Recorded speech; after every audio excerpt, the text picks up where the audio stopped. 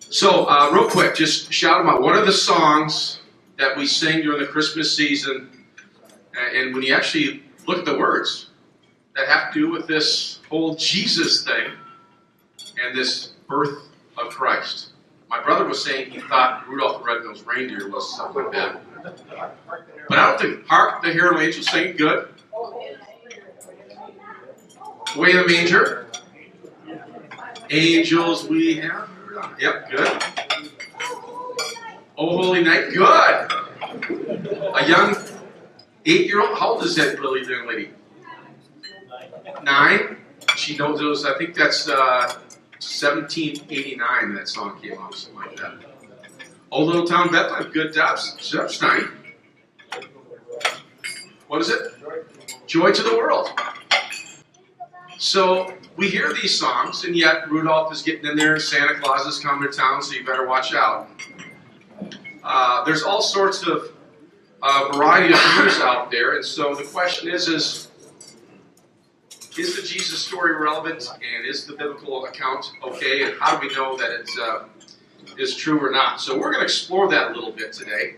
By the way, if you do have questions, I'm going to have my iPad available here.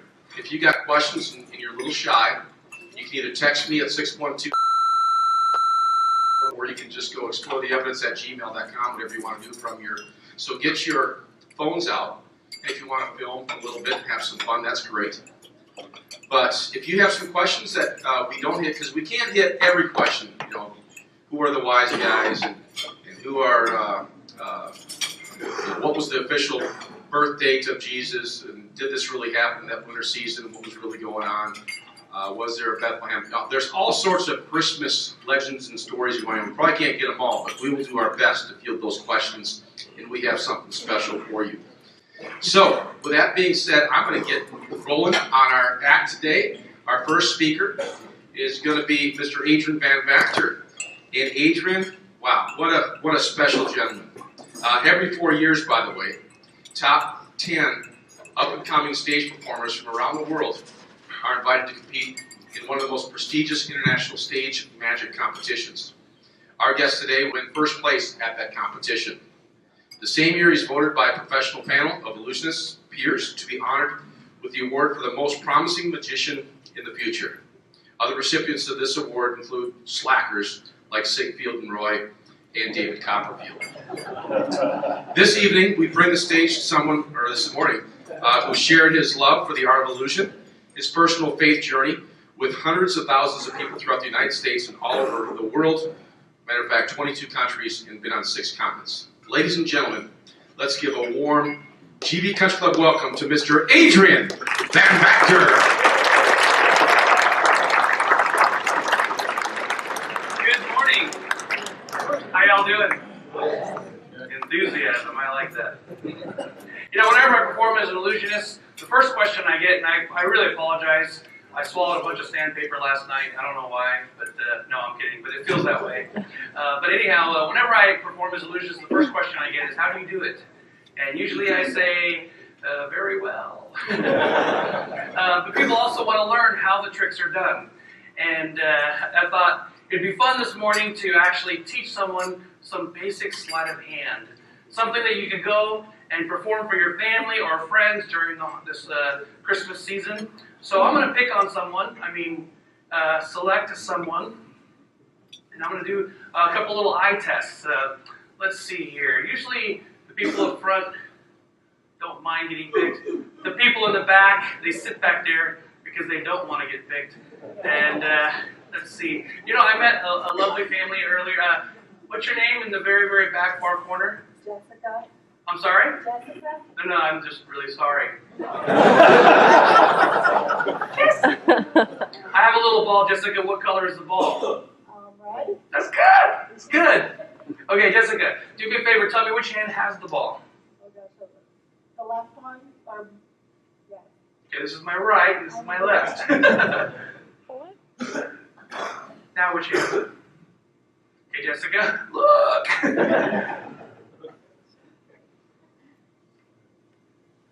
Okay, Jessica, I've got a much better concept for you.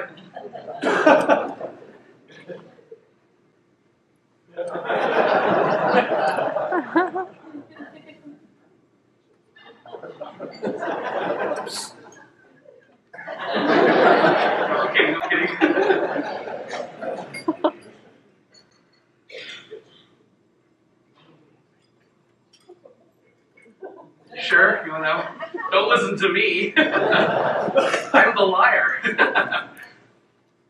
Go ahead, guess again. Want this one this time? Are you sure?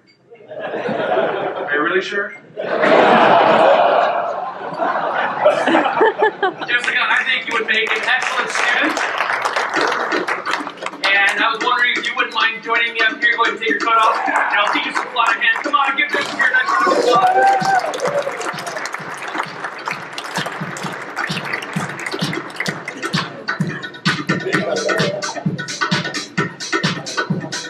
Come on up here. You can take your coat off if you feel like it's too warm or anything. I'll put it right up to you. You get a cup? You get a Sprite? Now, Jessica, before I can teach you any sleight of hand, it's very important that you learn to follow my movement. So we're going to play a game. It's called Do As I Do. That means whatever I do, you do. Ready?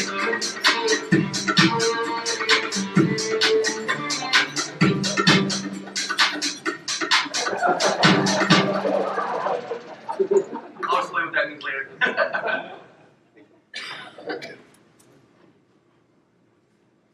Not bad. Not bad.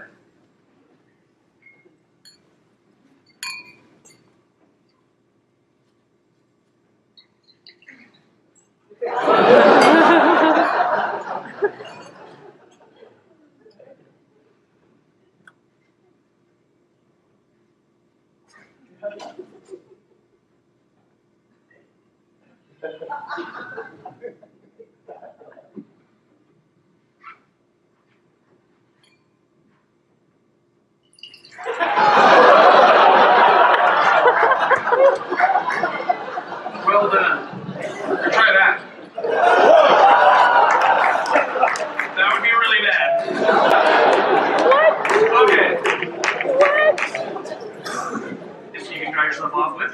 Don't worry, I only blew my nose in it. No, really, I did.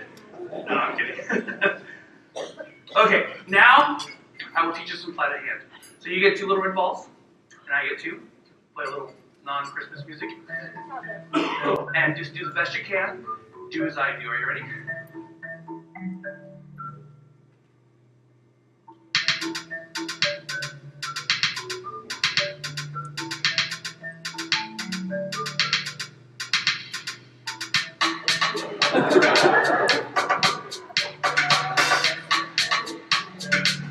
One here and one here.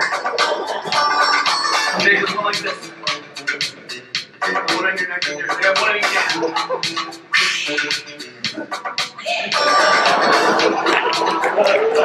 Okay. I'll help you. Go ahead and stand right over here, right over the trap door. Hold out your hand like this.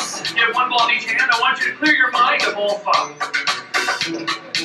Already done it. Okay, that was fast. Turn this down a little bit. There we are. Okay. Mind clear. Imagine the balls changing places inside your hands. Keep your eyes right here. Don't let me steal the balls out of your hands. So squeeze tight. Make sure that I don't get in there. And I'm going to tap you guys 3 times away from the circle. Are you ready? All right, here it goes. 1, 2, 3. Did you feel them jump? Face the audience and slowly open your hands. No, keep your hands where they were. Keep your hands where they were. Cross like that. There. Now open your hands slowly. See? They change places. Nice.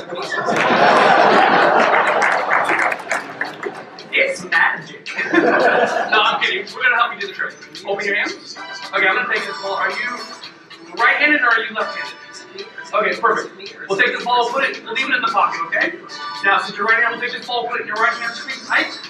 Hold it up nice and high. The ball I just put in my pocket, I'll make it invisible just for you. There you are.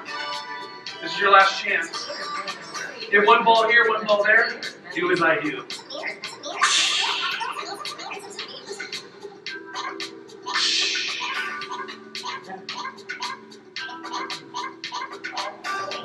did it.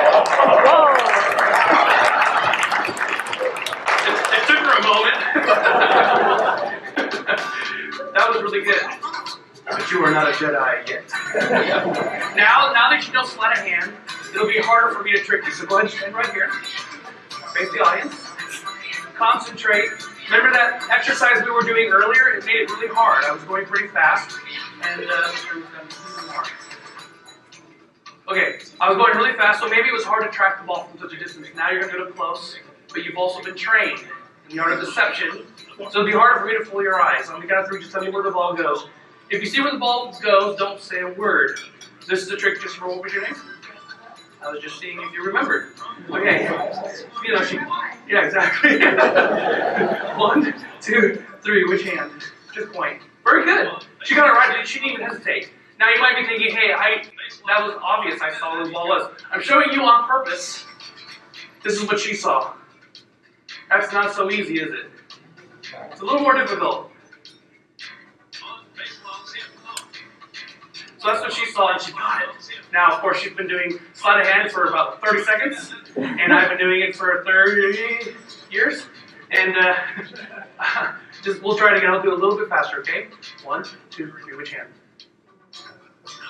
Just point. Go with your gut. Use the force. Okay. I'll give you a second chance. Yes. It's magic. See, when I'm talking, you're looking at me, and I can put the ball in my pocket. You wouldn't even know. And then when I'm counting, never assume that I have. Never assume anything. So make sure I actually have a ball. Okay. Let's do it again. All right. 1, 2, 3. Which hand? Good. Good. Very good. I'll do it a little faster. 1, 2, 3. Which hand? A little faster that time. Go ahead. Guess again. It's magic. Tell you what, I'll make it easier on you and harder on me. Hold still. This time we'll get the ball. And when I say 3, I want you to grab both my wrists. Okay? So I can't put the ball in my pocket or in my sleeve or anything like that. Let's practice one time. Keep forward, and then on the count of 3, just grab both my wrists. We'll practice one time. 1, 2, 3. Let the blood flow through the fingers. That was good. Yeah, please, thank you. There's an audience.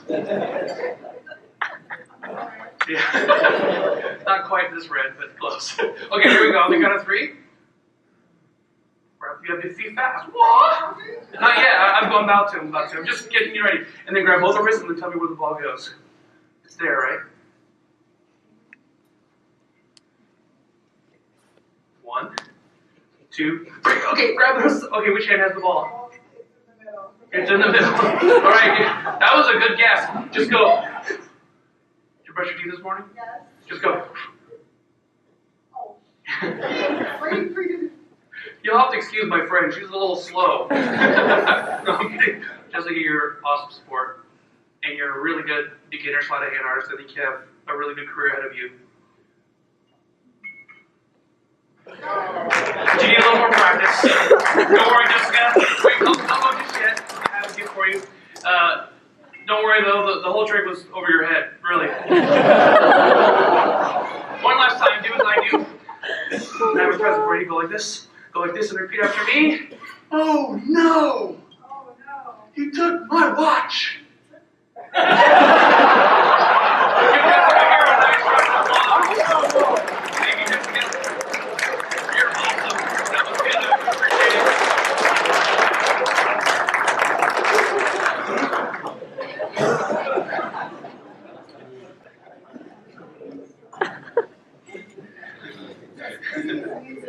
You know, that'd be fun, like you're sitting at the table during the holidays, and you don't have to get the little red balls. Here's what you can do now that you all know how the trick is done. You saw how I did it, you just, do what I did. But you have you can do it with your family member, anybody, and you have them sit in a chair with, like, the whole family watching, and then you have them hold a roll of toilet paper like this. And for the little balls, you just get a little bit of toilet paper, roll it up into a ball. And because they're doing this, they're not going to turn. And you just throw the ball, and then you keep going. You do it a couple times. And then you get like half the roll, and you get this huge ball where you can barely cover with your hands. And then you do the ending part. So anyway, have fun with that.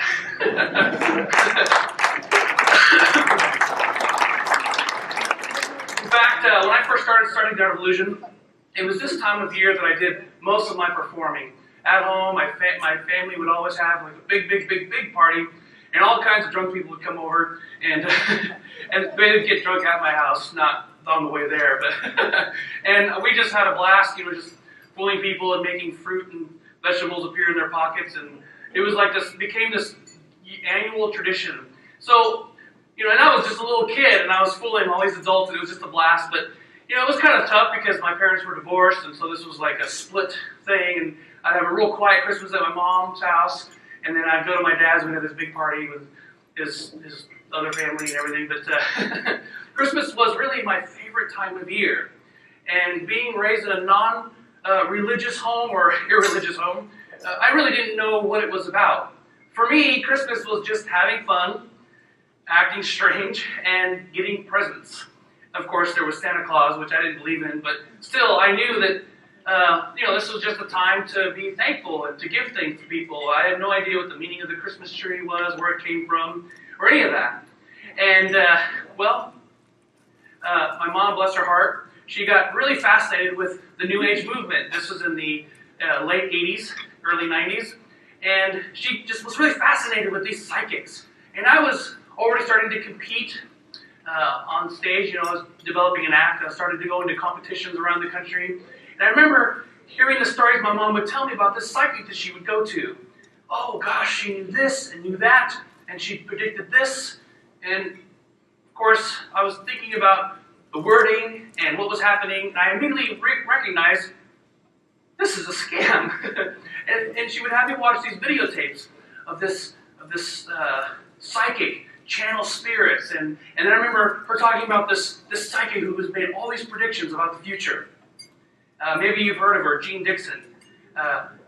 She was like, oh, this woman has been around for years and makes all these predictions that come true, and she knows the future. And so I became very fascinated with the idea of human beings being able to see future events. I thought, boy, if we could just really, see things before they happen, that would be pretty amazing. I would win the lottery, I would do this, I would do that. Unfortunately, no psychic has done that yet. And so I began to do a little bit of studying, a little bit of research just as a teenager and into my early 20s, where I really wanted to nail this down. I thought there's got to be proof. And of course, as an illusionist, I thought, well, it's very easy to create the illusion of predicting future events. So I'm going to give you a couple demonstrations right now. I have over here on my table a little box and an envelope. 2 predictions. First we'll do with the box, and then we'll do with the envelope. The box, the prediction I made just before we began. As people were coming in, I made a future prediction. The envelope was made before today, a while ago, so that prediction is going to be harder. We'll start with the first one. Before we began, I had the privilege of meeting a couple of people, and their names are Matt and Michonne. I just asked them very briefly a couple of questions, and asked them to participate in this morning's little presentation. So before we bring up Dr. Byerly, I'll show you a couple demonstrations, give you a little explanation, and then we'll move on with his talk. So would you please join me, the two of you, Michonne and Matt? Michonne.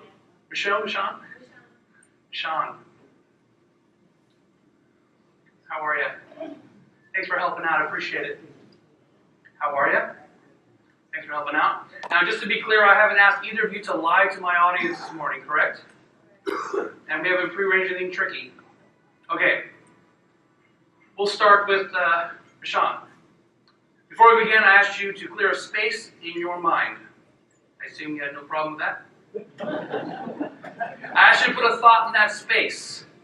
The thought of a playing card. Did you do that? Now, the card was freely determined by you. No one influenced your decision in any way. Is that correct? And I asked you not to share that card with anyone. Have you shared it with anyone? So you've kept it to yourself this entire time. Right along with that thought. I asked you to bring some cards. Did you bring them? I asked you to shuffle them, examine them, do whatever you want. Make sure it was a legitimate pack. There was no duplicates, no markings on the back. Can I see them? And did you do all that? Is it a normal pack? There are no duplicates, no markings on the back. You mixed them up. I also asked you to take a card out without looking at it and putting it in one of your pockets. You did that. Good, good. But without looking at it. Did you look at it? Okay, good. And it's been in your pocket the whole time? And you haven't shown it to anyone? So nobody knows the card, not even you, what card you put in. And it was really determined by you. No one influenced your decision in any way. Okay. Yes, they didn't, or yes, they did? No, yes. Don't worry, I don't understand the questions either. Okay. Sean, in a nice, loud voice. Actually, I almost forgot. I made a prediction. Okay. I made a prediction of what would occur here on stage this morning.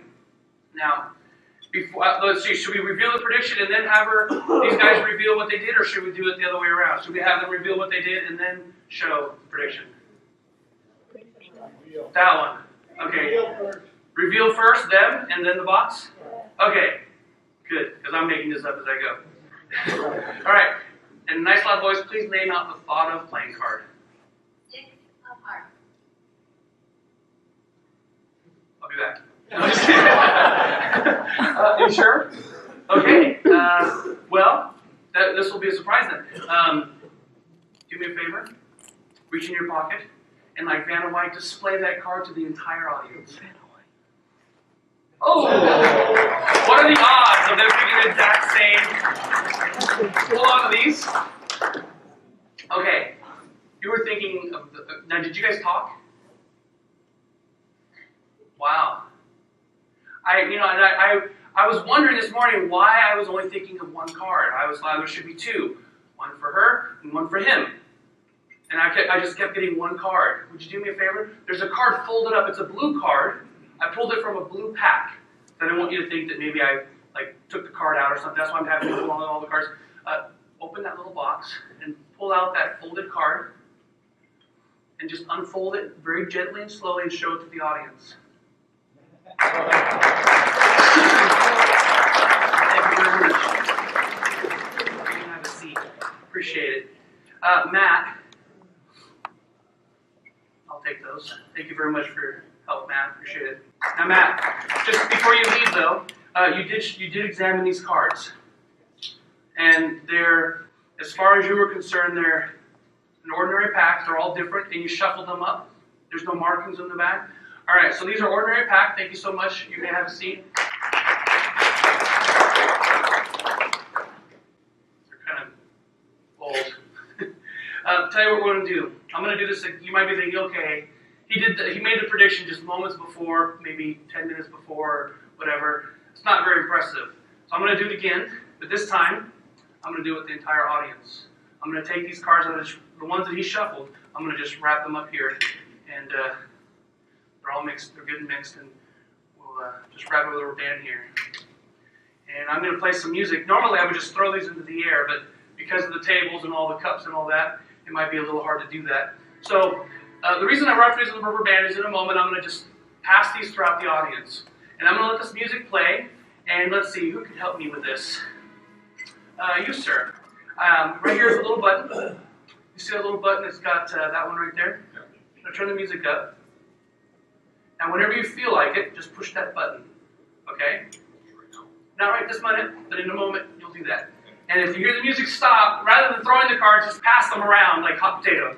And if the music stops, whoever has the cards, I want you to do this. Don't take any cards out because that makes it real easy for me.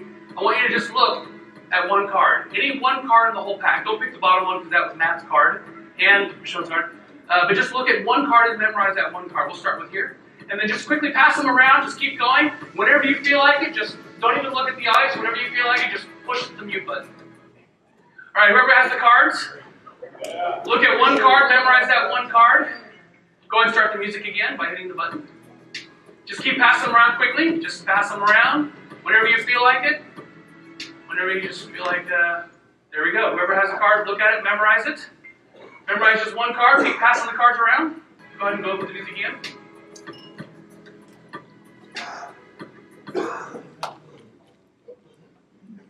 You got one?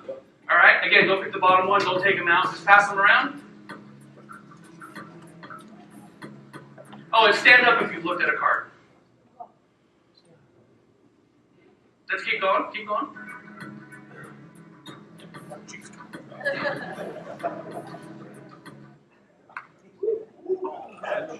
Go ahead and look at one card, memorize that card. Let's go ahead and keep the music playing, and we'll stop here. That's good enough. Go ahead and stand up and bring the cards back up here if you would, please.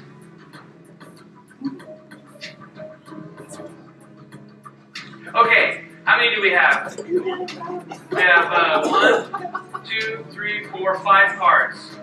And then go ahead and bring the cards back. Let's just go with the first ones. Go ahead. We're done. You guys can all sit down in the back. Just bring the cards back up. Yep. I just wanted to get the first 5. Perfect. Awesome. Put these over here. Okay.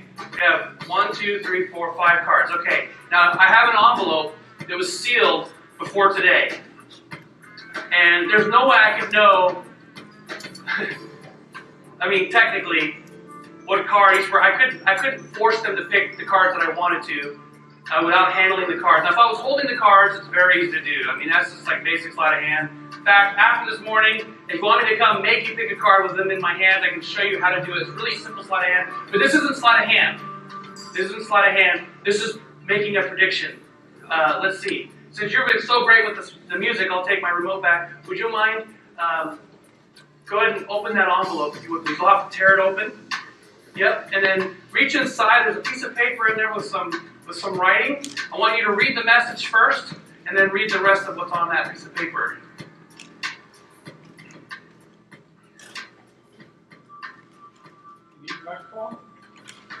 Yeah, that's a good idea. Here you go. Thank you so much. On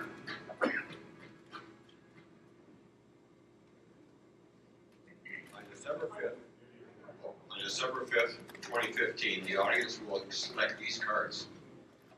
10 spades, 7 of hearts, 4 of diamonds, 5 of clubs, king of diamonds. All right, remain standing, all of you. Okay, I'm going to read these again. Let's just show this to everybody. December 5th, the audience will select these cards. 10 of spades, 7 of hearts, 4 of diamonds, 5 of clubs, king of diamonds. If your card is on here, I want each of you to have a seat.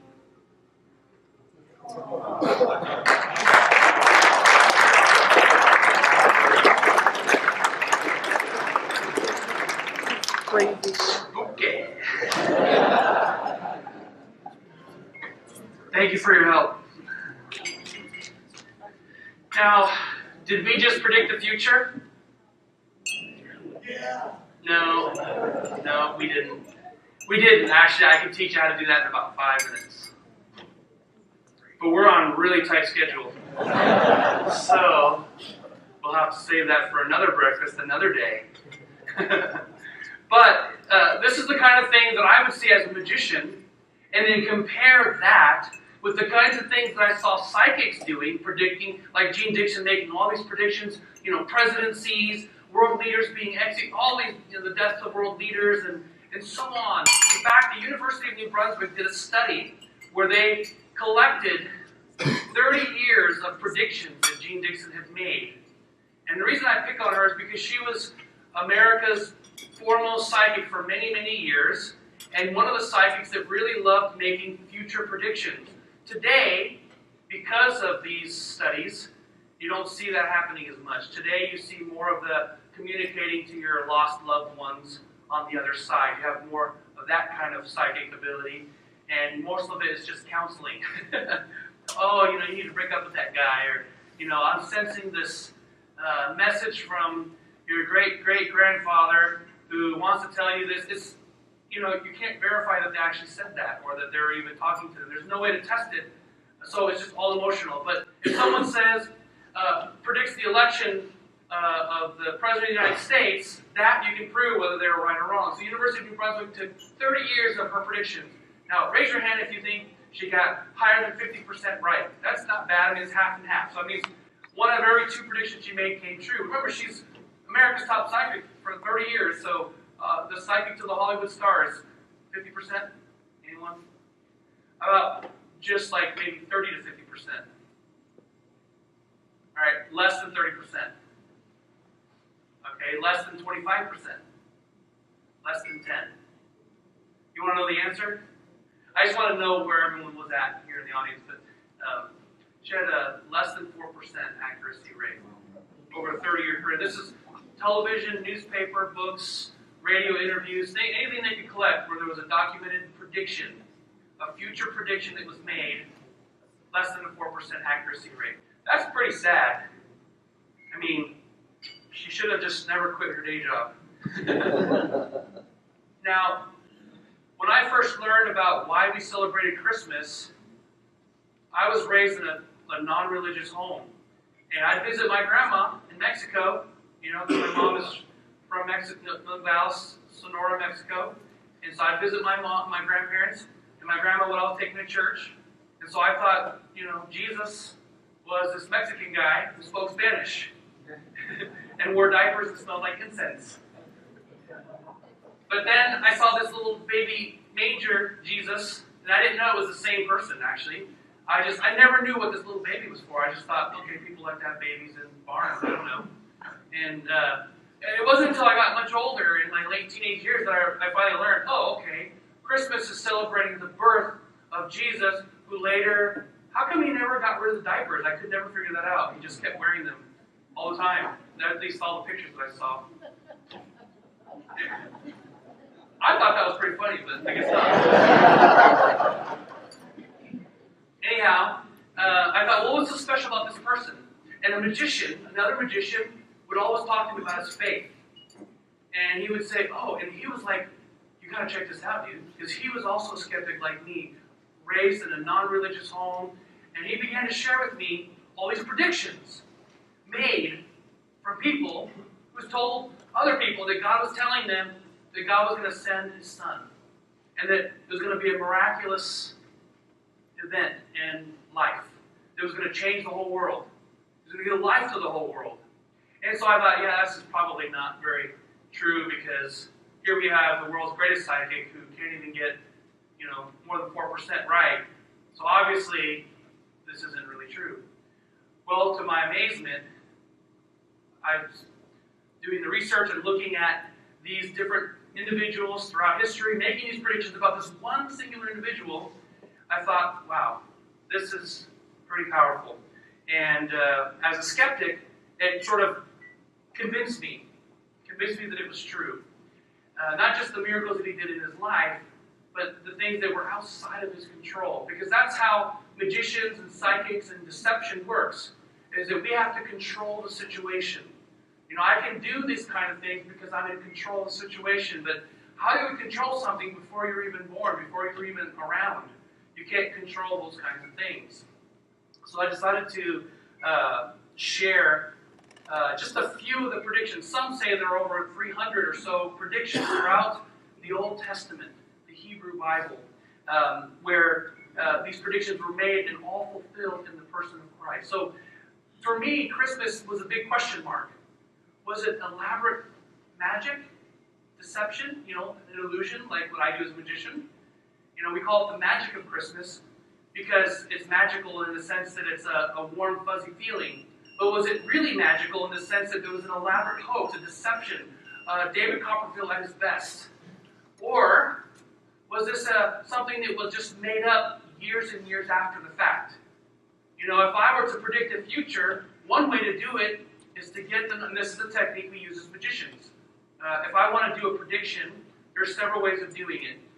First, I force the prediction, meaning what you're going to supposedly randomly select, I control that.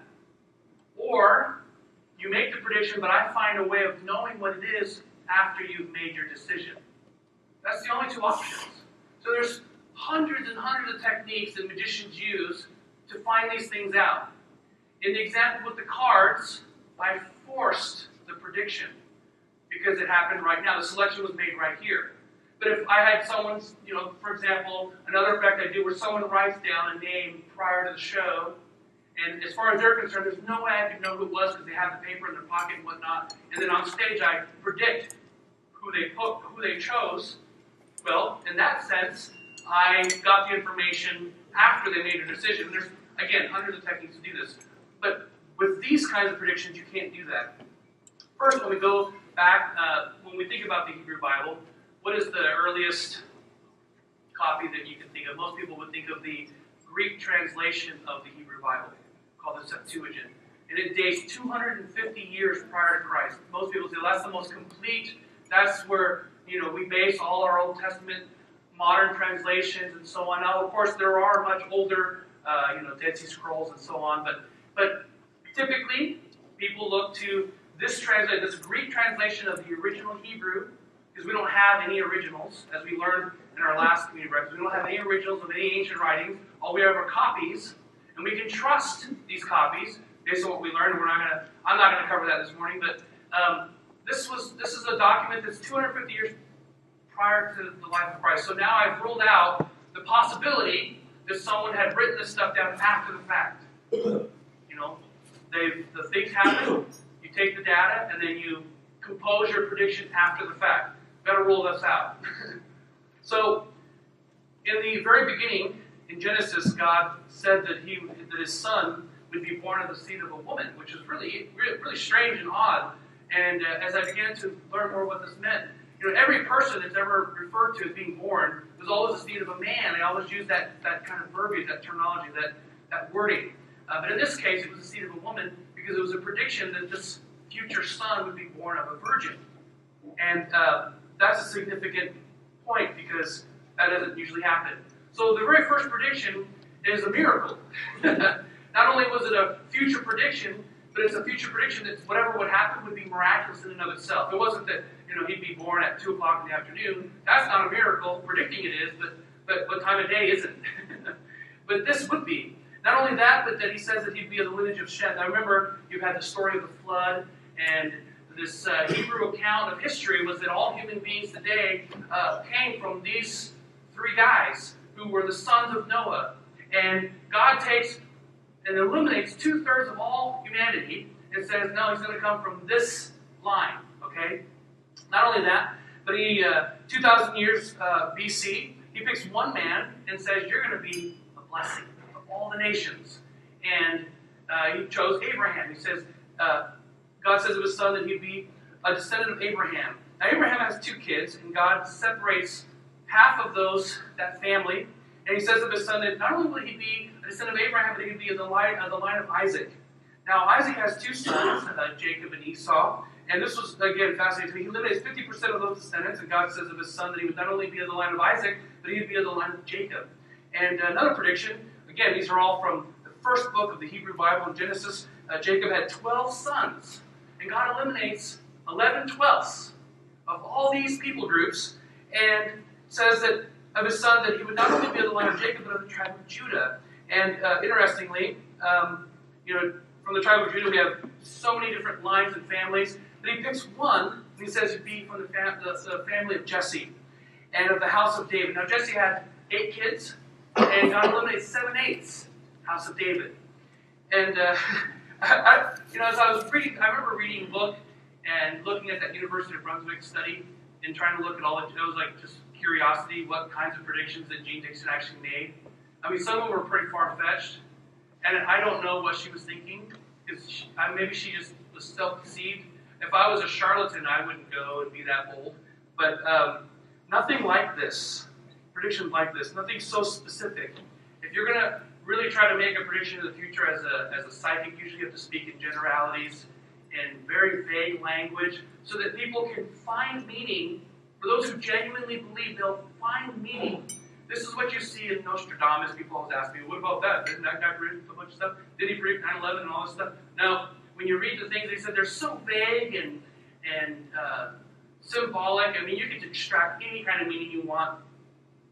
And you can find tons and tons of moments in history that would fulfill one of those predictions. But here, it's too specific.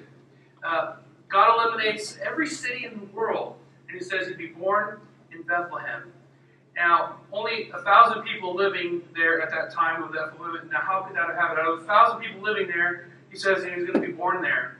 And he said that this would also happen before the destruction of the temple in Jerusalem. So this had to happen before 70 AD. He also says that he'd be betrayed by a friend for 30 pieces of silver that would be tossed on the temple floor, and then he would be executed.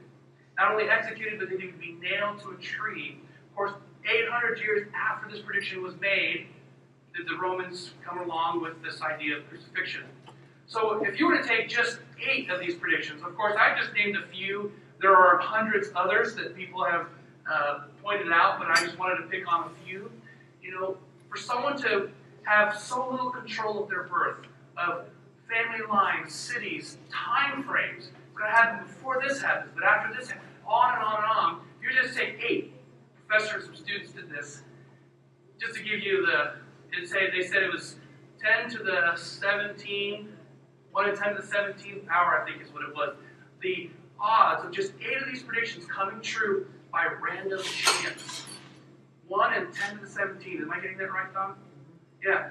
1 in 10 to the 17th power. To give you an idea of this, they use this illustration. If you were to take a blind guy or a blind person and put 10 tickets in a hat with an X on one of them, the likelihood of him just reaching in the hat and picking the one with the X on the ticket would be 1 in 10. Okay?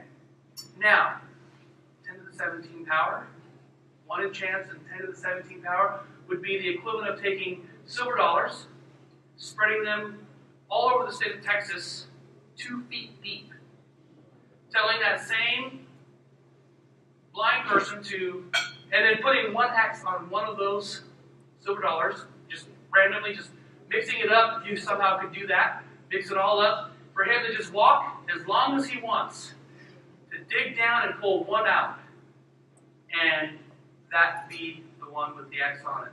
The chances of that happening by accident are so improbable that it's literally impossible. And so when I looked at this evidence, when I started looking at these predictions, first I wanted to make sure, okay, was this something that was written before his life? Are these very vague and esoteric and things that you could never draw that kind of meaning from these texts? Now granted, stories about a flood and all that, the history, I can see how people might question that. Those are legitimate questions that we can answer in another Explore the Evidence breakfast. There's good answers for those questions, but that's not what I want to deal with now. What I want to deal with right now is just the fact that these predictions were made in this people group's history, Hebrew history. They were really meticulous in recording their lineage, because when someone tells you, hey, your family's going to be blessed, and God is speaking to you, you're going to do a good job keeping track of who's who. And so these guys are really good about doing that. And I couldn't, there was no comparison as a magician, as an illusionist, thinking, how could you have pulled this off? It's impossible because you don't exist yet. These were written down hundreds of years prior. And so I wanted to share that with you this morning, that, the magic of Christmas was really the miracle of Christmas. Before anything even happened, before Jesus even spoke his first words, his very coming into this world was a miracle in and of itself. In that different people, individuals throughout different time frames, were all saying different things about this one individual, God's Son, and what he would be like, the circumstances of his birth, and what time frame, and whose son he would be. All independent of one another, and yet they all came true. 100% accuracy. That to me is quite profound. And I hope that is something that will challenge your thinking. And before I bring up Dr. Don here, I can't leave without frying your brain a little bit more. So I'm going to ask someone to help me. There's my music. Let's see here. Since you were so helpful, would you mind?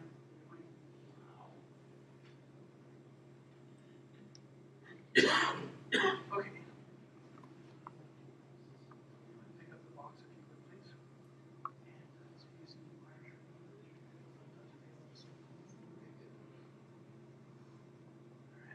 They're going to stand in front of the table.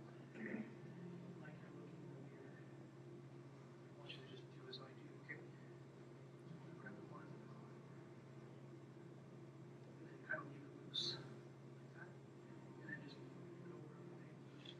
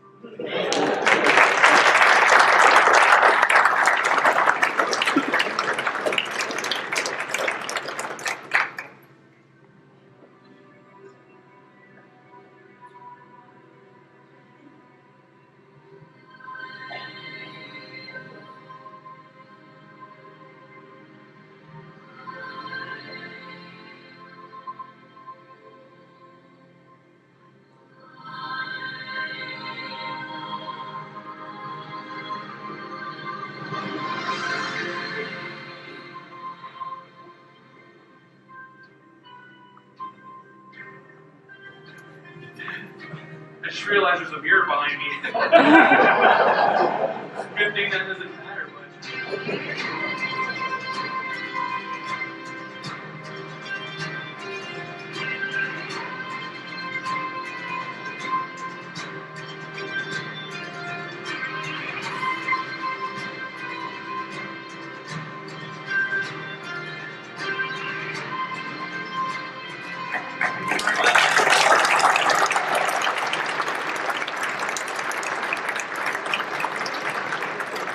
Adrian Vactor, ladies and gentlemen. Wow.